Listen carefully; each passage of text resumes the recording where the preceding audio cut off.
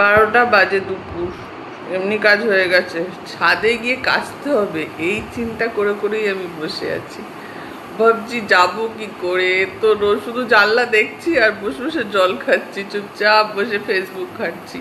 এই যাওয়াটা যে কি মুশকিল, যে বলে বোঝাতে পারবো না। সবাই বলবে ভোর ভোর কেন খেচে নাও না, ভোরে তো চোখটাই আমার খোলে না, তো আমি কি করে কাচবো?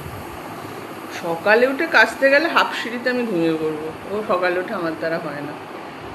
যেমন রাতে তাড়াতাড়ি ঘুমোনোও হয় না, সকালে আমার তাড়াতাড়ি ওঠাও হয় না। দেখি এবার যাই, যদি সুস্থ হয়ে ফিরি তাহলে তোমাদের জানাবো। আরে কি প্রচণ্ড রোদ দেখো, মাটিতে পা ফেলতে পারবো না, ঘরের জুতো ঠিক পরে নিয়েছি। যাই না কি হবে। কালকেই পাপোশটা কেচে গেছিলাম কিন্তু শোকায়নি, তাই আজকে আবার মেলে দিই।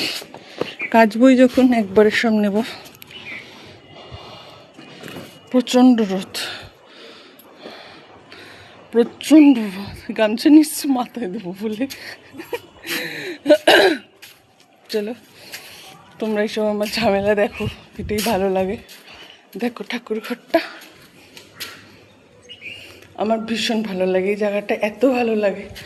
এত রোদ থাকলেও কি জানি ঠাকুর বোধহয় যেখানে বিরাজ করে সেই জায়গাটা খুব ঠান্ডাই হয়।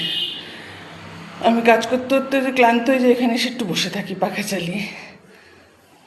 আর ভিডিওটা বড় করে তোমাদের মাথা খেলাম না, এবার কাছাকাছি করবো, কেচে ঘরে গিয়ে একটু শুয়ে পড়বো। সবাইকে টাটা। কেউ আমার মতো বোকামো করো না, সবাই সকালে কেচে নেওয়ার চেষ্টা করো, আমি উঠতে পারি না, সেই জন্যই ঝামেলা। হ্যাঁ তোমরা কেচেও নাও, আমার মতো কেউ নেই।